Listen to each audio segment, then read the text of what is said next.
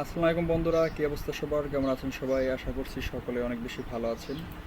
আজকের এই ভিডিওতে আমি আপনাদের সাথে শেয়ার করব কম্পিউটারের কোনো ডকুমেন্টস বা ডাটা কোনো কিছু সিলেক্ট করা সম্বন্ধে।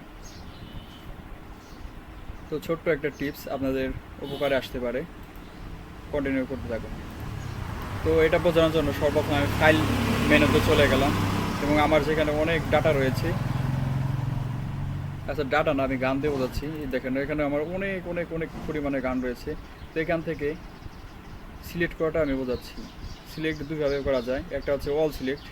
এ দেখেন মাউসের লেফট বাটন যদি ক্লিক করে এইভাবে ড্র্যাগ করি তাহলে দেখেন অনেকগুলো কিন্তু এখানে যা আছে সব সিলেক্ট হয়ে যাচ্ছে। যে পর্যন্ত ড্র্যাগ করতেছি সে পর্যন্ত সিলেক্ট হয়ে যাচ্ছে।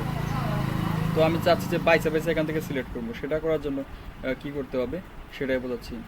তো সেটা করার জন্য আপনাদেরকে কিবোর্ডের অল্টার বাটন চাপতে হবে। অল্টার বাটন চাপ দিয়ে ধরে রাখতে হবে। তারপর আপনি যে ডাটা বা ডকুমেন্টস যে জিনিসগুলো বাইসে বাইসে সিলেক্ট করবেন সেটাই মাউসের লেফট বাটন ক্লিক করে সিলেক্ট করতে হবে। ধরেন আমি এখান থেকে এটা সিলেক্ট করলাম, তারপর এটা সিলেক্ট করলাম, এটা সিলেক্ট করলাম, তারপর এটা সিলেক্ট করলাম, তারপর আরও অনেক নিচে যাইতেছি। ওয়েট, এই যে আরও অনেক নিচে যাচ্ছি। দেখেন এটা সিলেক্ট করলাম, এটা সিলেক্ট করলাম এবং এখান থেকে এখন কপিও করতে পারি, কাটও করতে পারি। তো আপনার যেটা ইচ্ছা সেটা করে নেবেন। আর কপি আর কাট কি সেটা তো অবশ্যই বোঝেন আপনারা। তো এটাই ছিল ছোট্ট একটা টিপস আপনাদের সাথে শেয়ার করার। তো এরকম ছোট্ট ছোট্ট টিপস পেতে অবশ্যই আমাদের ইউটিউব চ্যানেলটি সাবস্ক্রাইব করে বেল নোটিফিকেশন অল করে রাখবেন। আর এই ভিডিওটি ভালো লাগলে অবশ্যই একটা লাইক করে দেবেন।